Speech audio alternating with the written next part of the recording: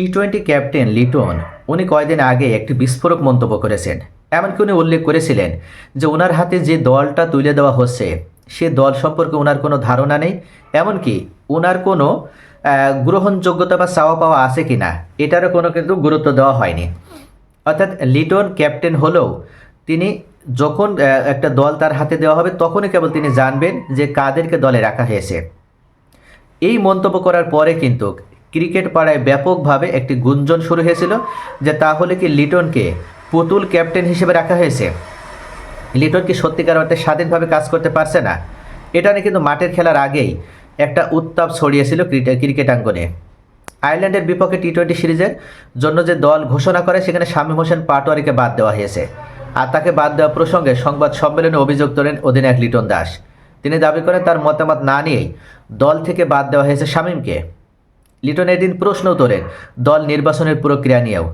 লিটনের এমন অভিযোগের প্রেক্ষিতে মুখ খুলেছে জাতীয় দলের প্রধান নির্বাচক গাজী আশরাফ হোসেন লিপু।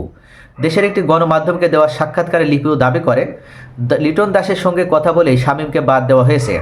তিনি বলেন, অবশ্যই কথা হয়েছে লিটনের সঙ্গে, লিটন ও হেড কোচের সঙ্গে আমরা তাদের কথা শুনেছি, কথা বলে মনে হয়েছে কোচ ও ক্যাপ্টেন শামীমকে দলে রাখার পক্ষে।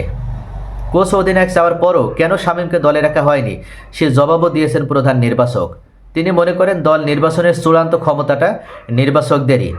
গাজী আশরাফ হোসেন লিপু বলেন, আমরা যারা নির্বাচক আছি আমাদের একটা সীমারেখা আছে, ক্যাপ্টেন কোচেরও একটা সীমারেখা আছে।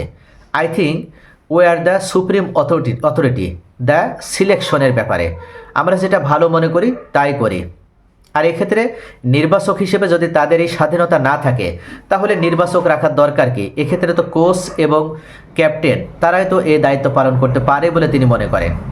যেহেতু কোচ এবং ক্যাপ্টেন তারা শামীম হোসেন পাটোয়ারিকে দলে চেয়েছিল, কিন্তু প্রধান নির্বাচক থেকে শুরু করে নির্বাচক প্যানেল যারা রয়েছে তারা মনে করে শামীমকে এই মুহূর্তে দলের বাইরে রাখতে হবে এবং তাকে পরিশুদ্ধ হওয়ার সুযোগ দিতে হবে, আরও পরিপক্ক হওয়ার সুযোগ দিতে হবে। তবে লিটন দাস যে মন্তব্যটি করেছেন যে তার কোনো অথরিটি নেই বা তার চাওয়া পাওয়ার কোনো গ্রহণযোগ্যতা নেই, এটা সম্পূর্ণভাবে ভিন্ন। কেননা দল আমরা নির্বাচন করে দিয়েছি, এবার একাদশ সাজানোর দায়িত্ব থাকবে লিটনের। লিটন সঠিকভাবে প্রধান হেড কোচের সাথে যোগাযোগ করার মাধ্যমে একাদশ সাজাবে এবং তার একাদশ নিয়ে হার জিতের ক্ষেত্রে সে দায়বদ্ধ থাকবে নির্বাচকদের কাছে, বিসিবির কাছে। তাই এক্ষেত্রে লিটনের যে কাজ সেই কাজে তাকে ফোকাস দিতে হবে।